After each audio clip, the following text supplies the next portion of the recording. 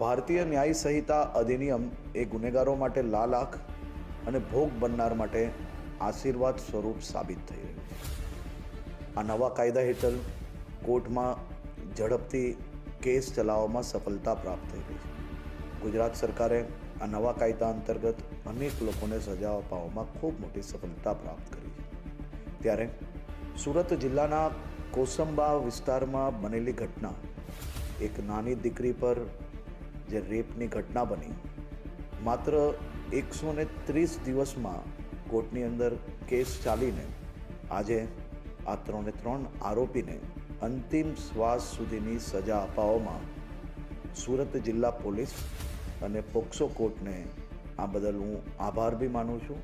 અને ખાસ કરીને આ ભોગ બનનાર પરિવારને જે ન્યાય આપ્યો છે અને કડકમાં કડક સજા અપાવવામાં સફળતા પ્રાપ્ત થઈ છે, તે બદલ સુરત જિલ્લા પોલીસને હું અભિનંદન આપું છું।